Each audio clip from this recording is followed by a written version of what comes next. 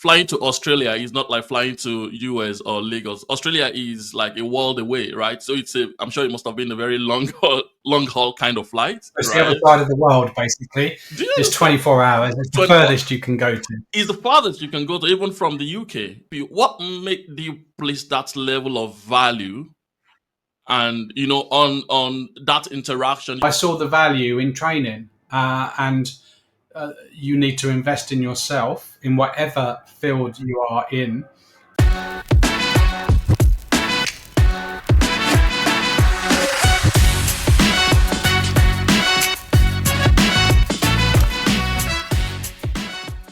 I'm just wondering what the state of your mind was when you lost everything that you invested in wine accessories, right? All of the products, you lost a lot of money, right?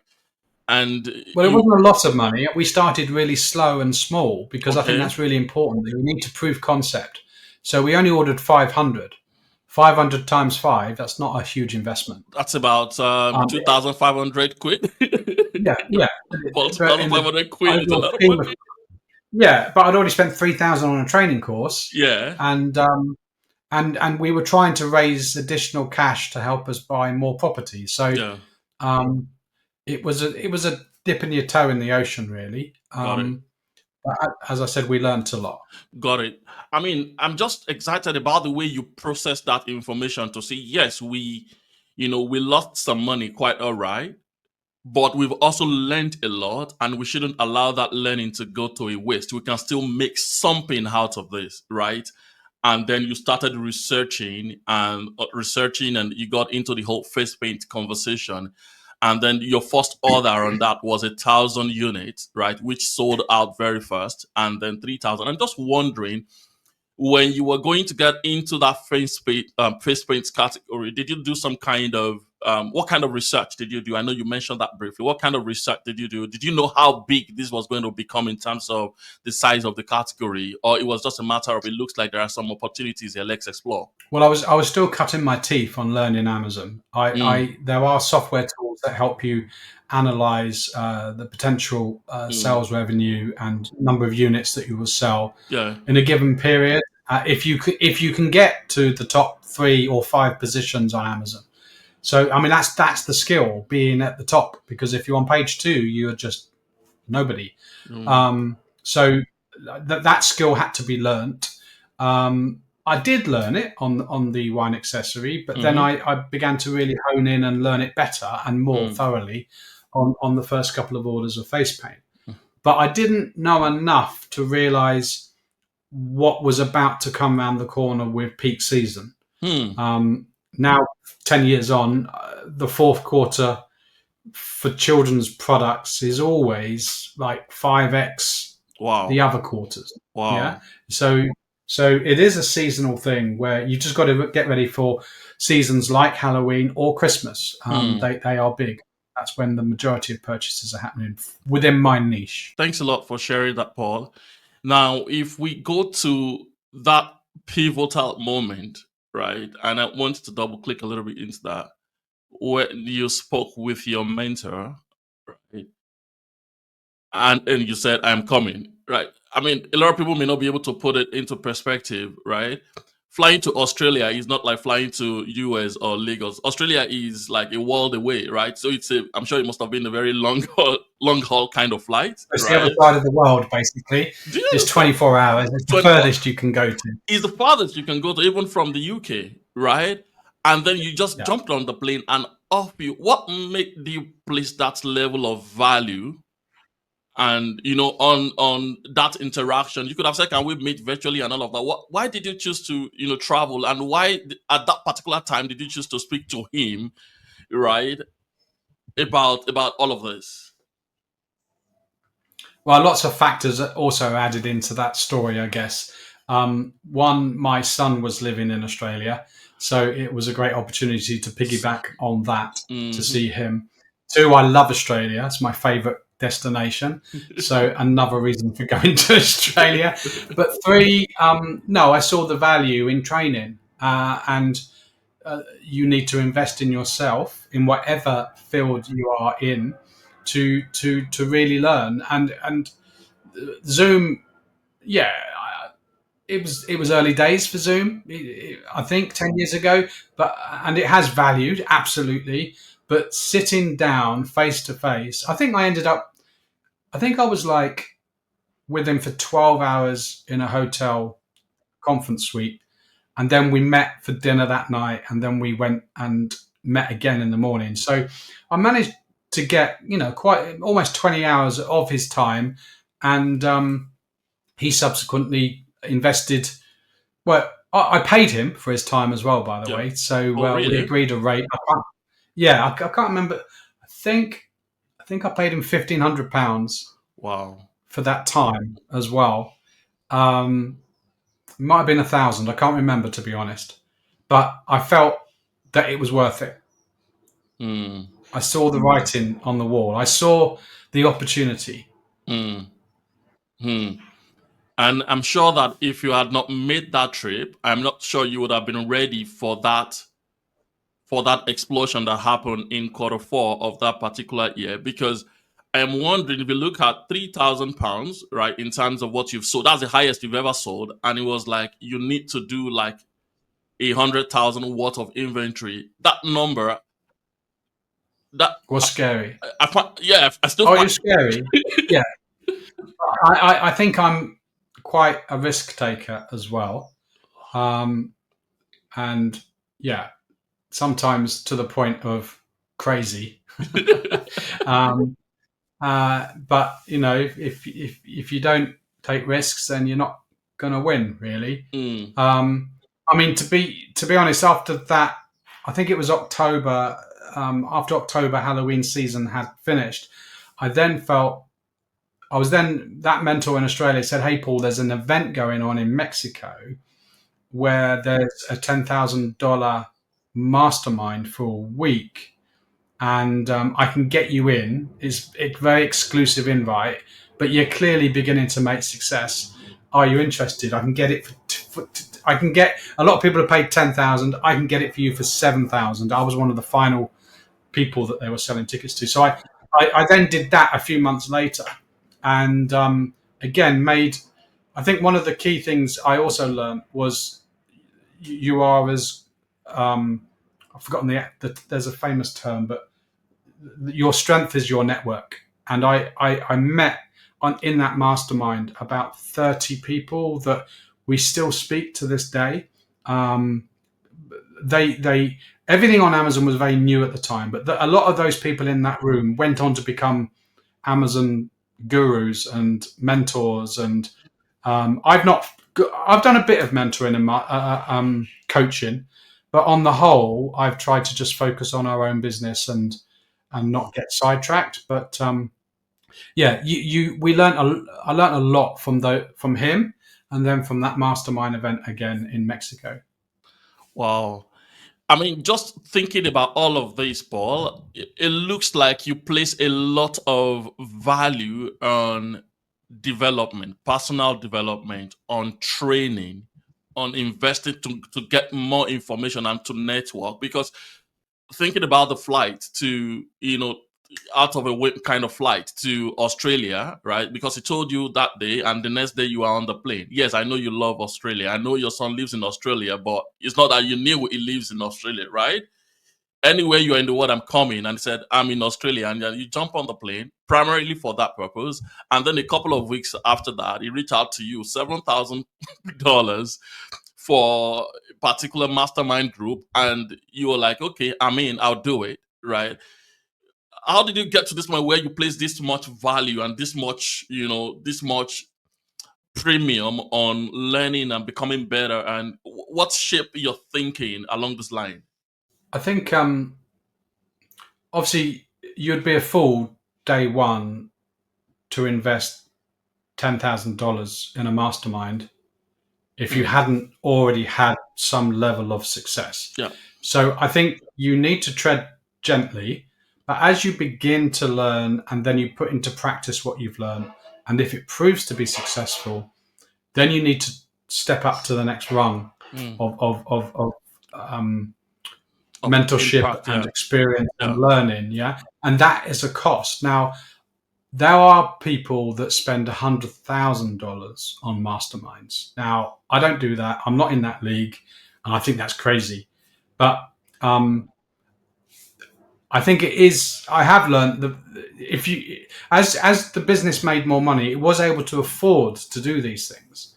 So, but in doing so, I've always learnt more, and my network has increased, and having the help of a network of people around you is critical. It's crucial. It's really helpful. Otherwise, it's a really lonely business.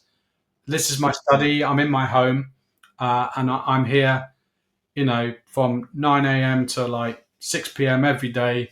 And but I've got people all over the world that I can speak to for assistance and help, and I've helped them as well over the years.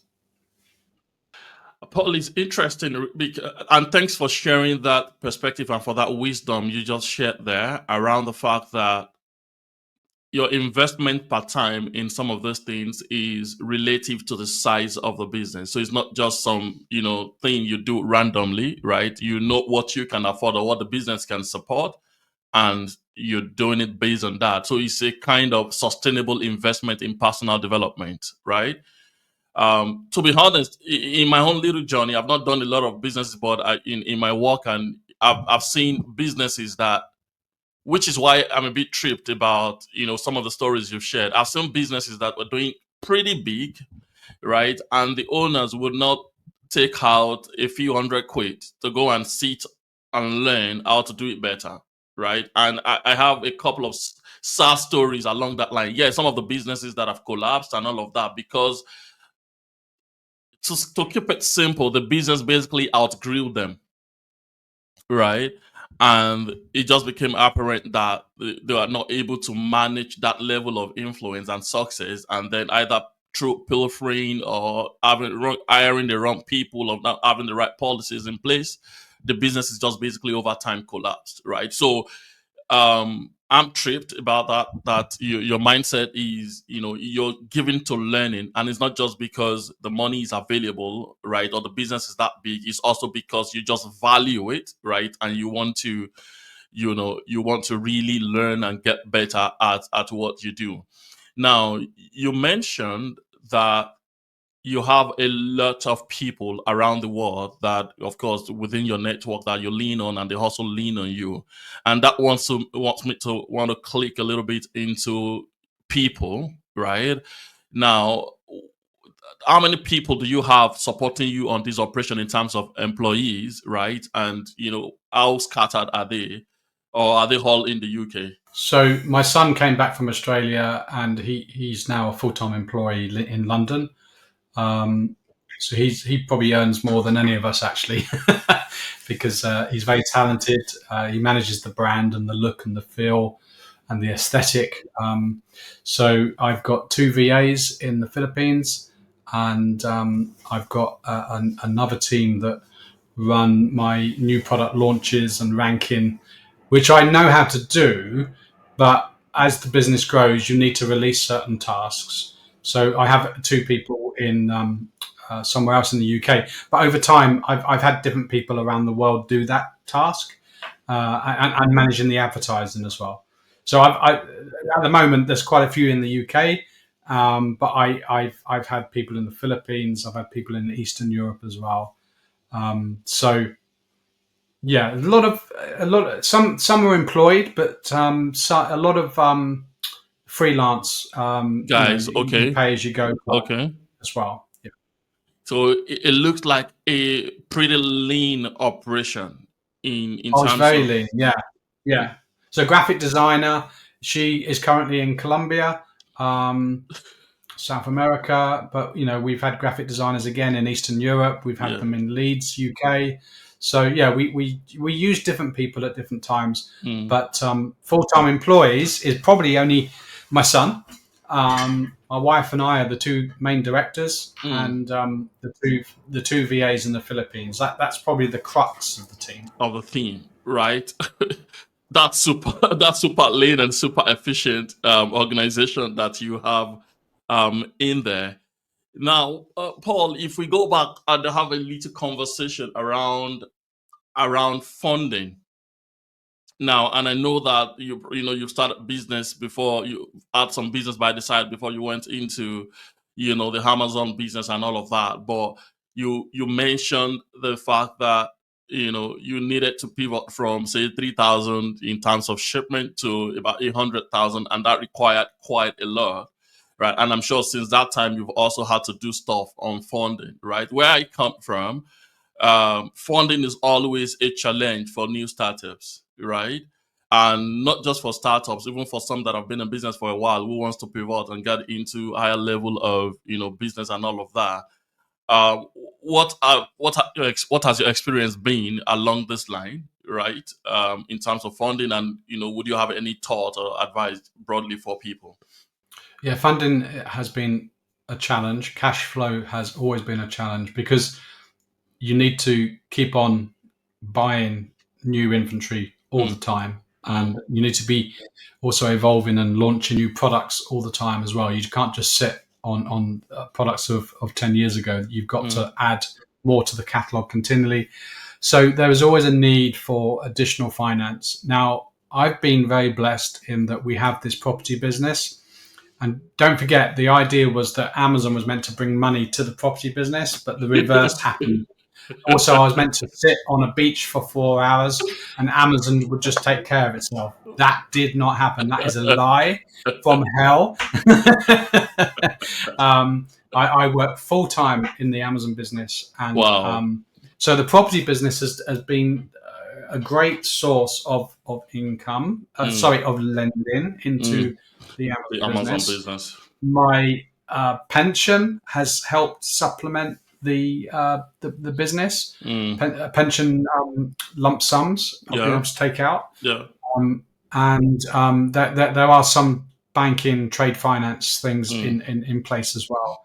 I think during COVID there were a few government schemes that we managed to borrow. I think like £250,000 yeah. on a government scheme that was really low, and Mm. like 5 year repayments, and that was perfect and really good timing. But those deals are not there now. Yeah. Wow, wow. It's interesting, really. And thanks for sharing that. I think it's helpful because what this indicates to me is you've not so much as looked outside to other people for funding as much as you've looked inward, right, at what is within your own control or what is available to you. And in 10 years, that has, of course, sustained you so far. And maybe in the near future, right, you probably want to go bigger and get more funding and all of that. But at least so far, so good. It looks like, you know, I, I do hope that the 4 day week thing materializes soon, though, because you're 60-year-old, right, and I'm sure you're looking forward to some time on the beach, right? Just sipping pina colada or something, right? Aren't you? Yeah, I am. I am looking to. I mean, the idea, the real money to be made in a business like Amazon or that kind of brand, I very much feel is in the exit, in the sale, and that's what we are hoping to move toward. But the timing has to be right, and you're probably aware of the current China tariffs that are a big factor in something that we're very complex that we're trying to navigate because all of our products currently are made in China. So for this tariff news is, I think it's now 5 weeks old, 5 weeks old news. It's a massive challenge that we're currently facing into, and we're having to pivot into finding suppliers in other countries, which, to be honest, we probably should have been doing before. The writing was on the wall, but it's only when Mr. Trump steps up and does his thing that we suddenly find we're forced to do it. So a bit lazy, really, I would say. But anyway, that's another story, I guess. Well, I mean, now that you mentioned that, Paul, so you produce in China, right? And then from China, or you used to produce predominantly in China, and from China shipped into the US, coordinated from into the US and some part of Europe, and then coordinate everything from around London in the UK. Now it looks like a lean operation, like we'll talk, but this is an elaborate setup, right? Managing the supply chain and ensuring that you don't run out of stock, right? That your stuff is always available for shoppers to buy. How do you manage this? Order to delivery lead time and complexities of shipping and all of that. How do you do Yeah, that? it's very challenging and very complex. And when you add additional marketplaces, so obviously we were initially just US, and then when we went to the UK, everything doubles in terms of effort, in terms of managing inventory and forecasting sales and ensuring that, because when we're talking about a lead time that is like 4 to 6 weeks to make, and then 4 to 8 weeks to arrive, based upon whether the US is 4 weeks and the UK is 7, 8 weeks. So yeah, that's a very complex piece of work, and I've used different softwares over the time to help me, but actually I've given up on those softwares, and gone back to my Google Sheets. I run the whole operation still on Google Sheets, but it's a very sophisticated sheet, and I do love Excel. So I think some people will be quite shocked at how we run that, but that's Yeah. proven to be the best method for me. Wow. And would you say, I mean, speaking about that particular tool that you've designed that you're using within the organization, would you say that you're able to do that as a result of your background in IT and your experience is in paid employment, right? Selling programs and stuff like that? Yeah, I think that's a definite help. Yeah, Okay. Okay. sure. Yeah. So I think let's go there. Let's go to the conversation around your paid employment, right? Because we didn't go that far back before we, So if we can go a little far back, will you be able to tell us just a bit about a little bit of more detail around what your background was in, right? The scope of, what you were doing and how you had to navigate from that into, entrepreneurship. So I think the foundation was in IT and software development, and working in a software company, and getting in that software company at the beginning, and then it really grew quickly, and I rose up the ranks because as the business grew, lots of people joined at the bottom and pushed me up, and I learned lots of management, project directorship. Um, so that was a really good foundation for me. Um, and then, as I said earlier, I felt that I had 4 young children, and I was leaving work, leaving to go to London, probably 7 a.m. every morning, and not getting back till like 8 p.m. at night. And that was, I had like 150 programmers and project managers working, reporting to me. So it was a very involved and busy job. And I had so-called made it because the salary was very high and the position was very good, but it was not fulfilling. And I always felt that there was a call for me to be involved in ministry in the church, and I was really dissatisfied with how I was not around for my own family. You have 4 young kids, and just always in the city and traveling. And I just felt that the time was right to give that up. As I say, it was a very scary time because we literally took an 80% pay cut to go and work for the church, and I had 4 young kids and a big mortgage and a wife with expensive taste. So um, it was a scary time, but we saw incredible provision from God, really, Yeah. in providing for our needs month in, month out, whilst we work for the church. So I've forgotten what your question was, Kunle. Please forgive me. Hey, thanks a lot for taking the time to watch the podcast. We are super thankful for you taking that time and investing the time to learn. We hope that you find the story inspiring, and beyond that, that you've been able to articulate 1 or 2 things that you want to do differently in your own entrepreneurial journey. May I encourage you to please like, subscribe, comment, and please share the word within your own circle of influence, especially within those that you think are on the same entrepreneurial journey with you. May I also encourage you to please, beyond subscribing to our YouTube channel, follow us on our other social media platforms. That means a lot to us, and we can see that that helps us to track that we're making some progress and so making some impact. Thanks a lot once again for taking the time to watch, and we'll see you on the next episode.